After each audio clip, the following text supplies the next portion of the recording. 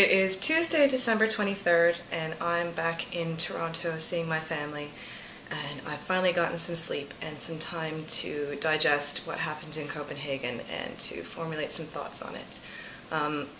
The entire 2 weeks was a bewildering affair for anybody who was there, no matter what they were working on. This was the largest political gathering that had ever taken place, and it had been described both as humanity's last chance to save itself, but also politically defunct and ineffective from the beginning.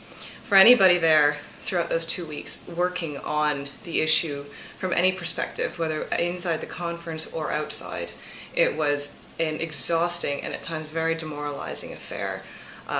It was impossible for anyone to get through the time without feeling, above all, confused.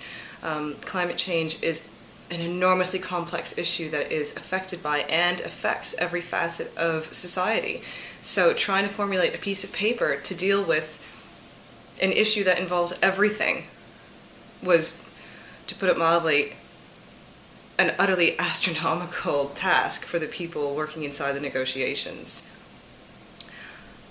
This accord, this piece of paper, was aptly described by a friend of mine as a political napkin. It was really disappointing for everyone.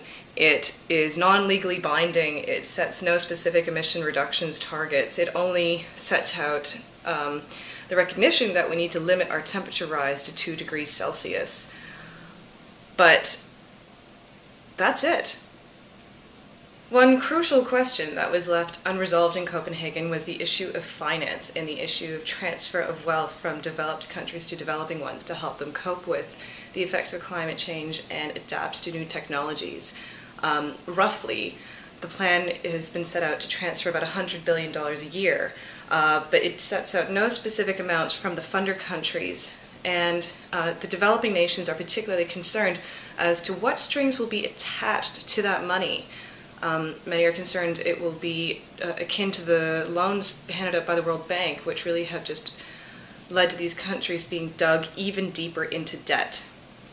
For the purpose of this documentary, it is important to note that one of the main reduction means that has been espoused by wealthy nations at the UN is carbon offsetting, which has been very famously likened to medieval indulgences, allowing polluters to continue to pollute and to continue to profit without having to make the actual emissions reductions that are so needed on a global scale.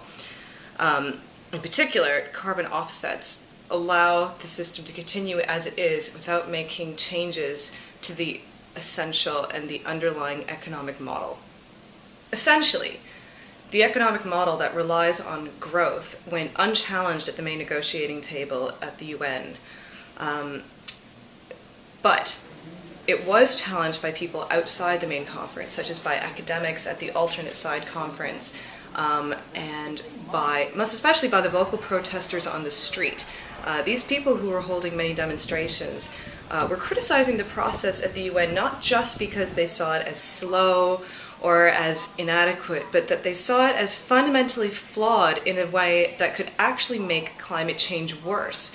In other words, they saw the primary root of the problem is in the economic model and in the system that we have. They felt that it was impossible to change the problem with the system that we already have, that we needed to challenge that system itself.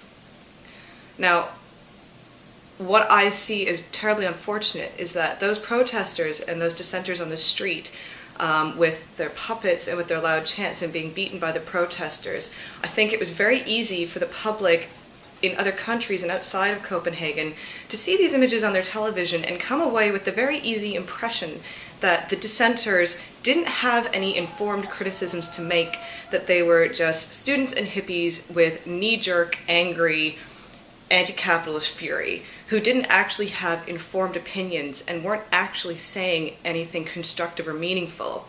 But I think it's quite crucial to note that one of the most important criticisms that was being made of the conference was coming from these people. And yet these people were basically relegated to the sidelines and to the margins and broadly viewed as irrelevant. And that is interesting in itself. As for what the future holds, time will tell. We'll see how the next round of talks play out in Mexico City. But for now, I'm going to go and do my civic duty in our economic model, and I'm going to go Christmas shopping.